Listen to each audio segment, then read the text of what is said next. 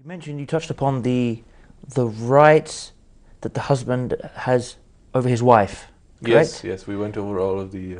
So maybe the Sheikh could touch. I mean, obviously, to go into great detail, but maybe you could touch on the opposite side of the coin, Okay. as they say. بسم الله الرحمن الرحيم الحمد لله رب العالمين وصلى الله وسلم وبارك على المبعوث رحمة للعالمين Sallallahu نبينا محمد وعلى آله وصحبه أجمعين. جزاكم الله خير for having me, and it's always nice to be back on Huda TV. They say it takes two to tango. Islamically, it has to be through the nasheed, and it has to be with your wife. But it's true, you cannot do it on your own. So we always focus on the things that matter to us most. And this causes imbalance in a marriage. As a husband, I go to my wife and I say, you have to obey me, you have to do this, you have to do that. And neglect what I have to do. So I always take care of my rights and neglect my obligations. And this is why we have lots of divorces, we have lots of trouble. That's why a lot of the women complain about their husbands, because they're not being given their rights. And the Prophet ﷺ told us exactly what to do and what not to do. And he was our role model. So any fair person who would go and look at how the Prophet ﷺ used to deal with his wives and follow his footsteps, he's in the clear. What are the rights of the wife over a husband?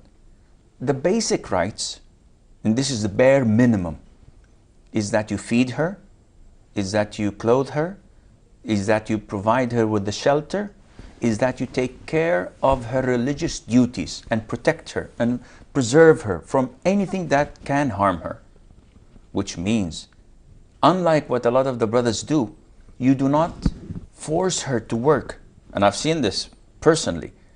When the husband sits back home playing with his PlayStation or Xbox, and he lives off benefits, of course, and he, from a Catholic government, he lives off the benefit and he bashes the government day and night. Oh, not just that, and he usually has two or three wives in the same thing, Unannounced. who are all unannounced, and they're all claiming that their husbands have left them. As we touched upon that in the whole polygamy thing, that they claim that the husbands have left them, and they have to go and claim that they're a single mother. My husband's done a runner, as they say. Well, he, like you said, he just goes from house to house on his Xbox. And then he forces the wife to work. Not only that, to give him alimony, to pay for the rent, to pay for the school, to pay for the groceries.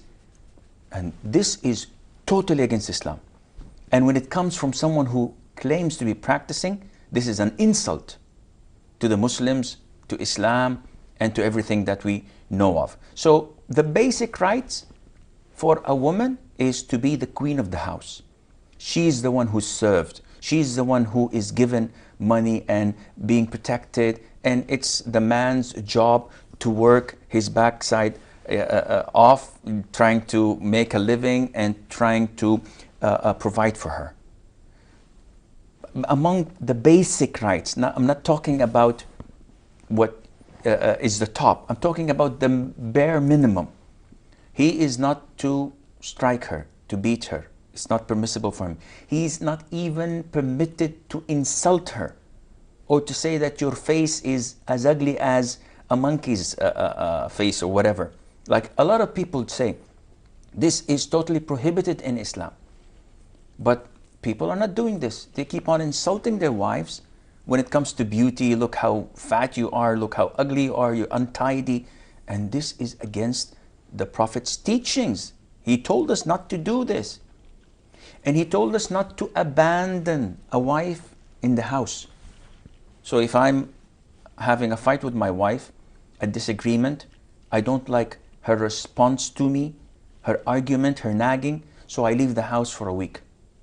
This is totally prohibited. It's not a hotel that you come whenever you wish.